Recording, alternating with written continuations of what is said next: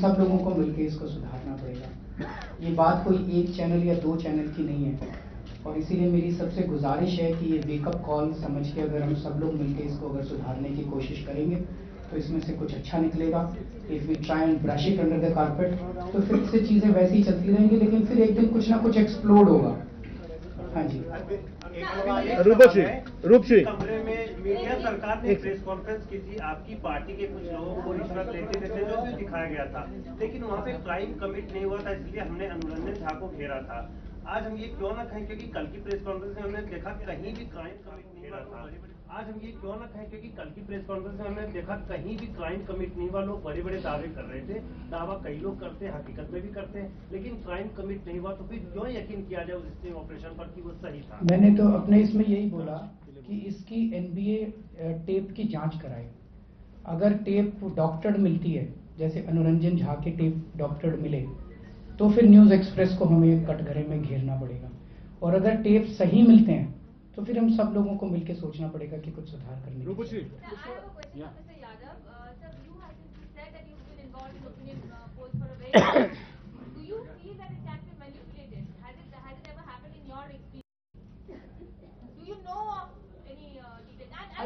Sir, my second question is to Mr. Arvind Kejriwal. When you're making this demand to the Indian Broadcasters Association, do you actually feel that anybody is going to react? Do you think there's a real chance that the cross ownership is going to be declared and editors are going to declare their assets? Do you feel there's a chance? On the first one, in my experience and knowledge, no. But I used to hear lots and lots of rumors. And I'm basically a trusting kind of a person. And I used to always say, why? Because this is a business of credibility. Those who lose credibility will lose their job. So why do we begin by assuming that everyone who makes some forecast must be paid by whoever happens to be, to be favored in that particular forecast? So in my knowledge, experience, no, never. I've been privileged to work with editors who actually not even once tried to influence what we did. So there are organizations which have remained unimpeached, and ours was not the only one, there have been others too. On the second one, I should just clarify that we are referring to the News Broadcasters Standards Authority, which is headed by a judge. And we have said, News Broadcasters Standards Authority should, having checked the veracity of this state, conduct an inquiry into those news, etc. So yes, veracity should be checked. That's our part of our demand. और ये ऐसा नहीं होना चाहिए कि हम दूसरों की स्टिंग पे हम एतराज करें और किसी दूसरे स्टिंग पे हम एकदम विश्वास करें। इसको चेक करें। Let me answer your question. हो गया। You ask the question. To act on a demand that has been pending for a very long time.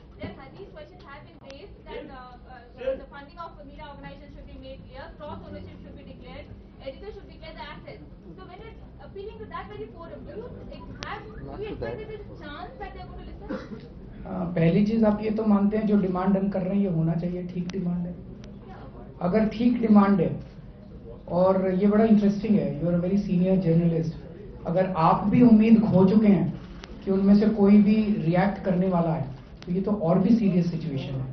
हम तो सोचते हैं कि सब लोग बहुत अच्छे लोग हैं, रिएक्ट करना चाहिए, वो सारे देश की मोरालिटी को और उसको बरकरार रखते हैं, लेकिन अगर उनके ऊपर प्रश्न उठेगा और वो जवाब भी नहीं देंगे, रिएक्ट भी नहीं करेंगे, तो ये तो बड़ी दुख की बात है। सरोज और इसमें हम लोग ये कह रहे हैं कि देखिए, अगर वो खुद ये सब नहीं करते डिस्क्लोजर, तो ये कानूनन होना चाहिए।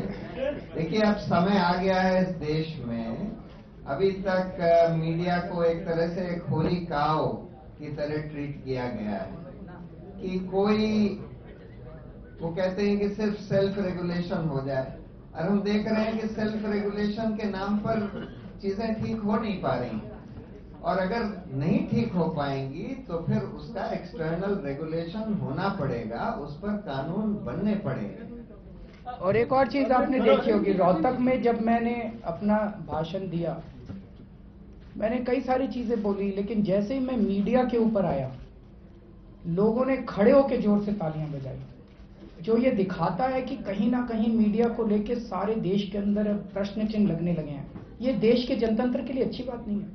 मीडिया की क्रेडिबिलिटी अगर लोगों की नजरों में कम होगी तो ये तो सबसे बड़ा खतरा पैदा हो जाएगा देश की नजर में। तो ये समाधान हम सब लोगों को मिलकर निकालना पड़ेगा। अरविंद जी, आपने कहा कि मोदी जी पैसे देकर अपना नंबर बनवा रहे हैं चैनलों में, तो क्या उनके जो रैली में 1 लाख 2 लाख भीड़ आ रही है, अभी पैसे देकर आ रहे हैं? वो बताएं आप कौन सा चैनल देखना पसंद करेंगे और लोगों को कहेंगे कि यही चैनल? ये तो मैंने उस दिन कहा था। देखिए, आजकल जब लोग देखते हैं ना चैनल, तो वो खुद ही सोचने लगते हैं इसके पीछे की क्या कहानी, हर कहानी के पीछे की क्या कहानी, लोग सोच रहे हैं। उसमें आप लोगों को कहने की जरूरत ही नहीं है। लेकिन ये वाली सिचुएशन आनी नहीं चाहिए। जहां तक भीड़ को पैसा देके लाने की जरूरत है, वो तो अभी अभी एक चैनल ने शायद स्टिंग किया था, जिसमें मोदी जी की भी और राहुल गांधी जी की भी रैली दोनों के लोगों से पूछा गया और देखा गया कि तो वो लोग ये भी बताएं भाई कितने लोगों को ला रहे हैं, कितने पैसे दे के ला रहे हैं, कहाँ से ला रहे हैं, ये भी बताएं। एक मिनट आप पूछिए। उस सर्वे के दौरान कैसे हुआ था? हमने एक नहीं 4 सर्वे करवाए थे।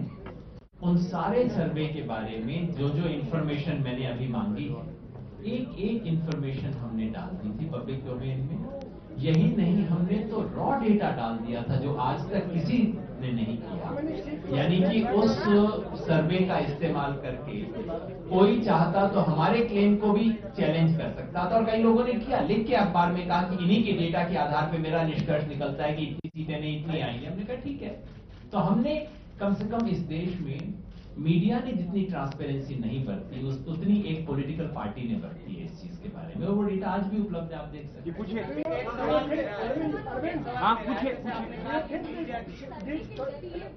मनोवैज्ञानिक दबाव बनाया जाता है। ये दबाव केजरीवाल जी के लिए भी बना था, सीएम के लिए सबसे पसंदीदा उम्मीदवार है दिल्ली में।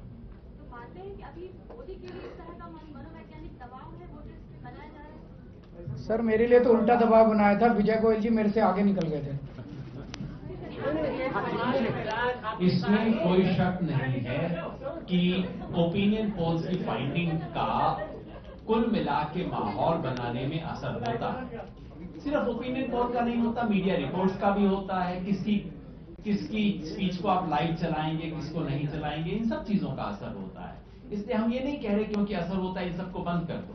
हम सिर्फ ये कह रहे हैं इसकी एक प्रोटोकॉल होनी चाहिए, इसका कोड ऑफ कंडक्ट होना चाहिए, इसकी ट्रांसपेरेंसी होनी चाहिए, और अगर वायलेशंस हो तो इसके एक मैकेनिज्म होना चाहिए, उसके इन्वेस्टिगेट करके देश के सामने रखने। एक मिनट आपका सवाल। हाँ, न्यूज एक्सप्रेस के बारे में कहा कि उन्होंने दिखाया, उसमें सी वोटर सबसे बड़ा नाम आया था जो सामने, जिसकी टाइम्स नाउ, इंडिया टीवी और हेडलाइंस के साथ सर्वे हो रहे थे। लेकिन न्यूज एक्सप्रेस के ही एडिटर ने ये साफ कर दिया था उसी प्रेस कॉन्फ्रेंस में जिसमें मैं भी मौजूद थी, कि कहा उन्होंने कि इसमें से कोई भी सर्वे टीवी पे टेलीकास्ट नहीं हुआ। फिर आप कि अगर आरोप चैनलों पे लगा रहे हैं तो क्या ये वाजिब है? कल की जो स्टिंग हुआ, अगर वो सही है, वेरीफाई करने के बाद अगर जो बातें कही जा रही हैं वो सही है, तो उसमें ये लोग जो कि टेलीविजन पे आते हैं, फोरकास्ट करते हैं, वो खुल्लम खुल्ला कह रहे हैं कि हाँ, अगर कंसिडरेशन हो तो हम इसको मार्जिन ऑफ एरर को एडजस्ट कर सकते हैं। फ्लेक्सिबल है ये चीजें। यानी कि साधारण नॉन टेक्निकल भाषा में कहें तो आप पैसा दे देंगे तो हम आपकी सीट बढ़ी हुई दिखा देंगे। ये अगर कोई ऐसा व्यक्ति कहता है जिसने आज तक कोई पोल नहीं किया है तो अलग बात है। जो व्यक्ति रूटीनली चैनल्स पे आके पोल्स कर रहा है, जिसने इतना सिग्निफिकेंट रोल प्ले किया है, वो लोग जब ये बात कहते हैं तो ये सिर्फ फ्यूचर नहीं, उनके पास्ट पे रिफ्लेक्ट करता है, जिसके बारे में इतने सीरियस एलिगेशंस आए थे उस वक्त। नेचुरली वो रिफ्लेक्ट करता है। Gentleman on your side, yes. Arvind ji, last question.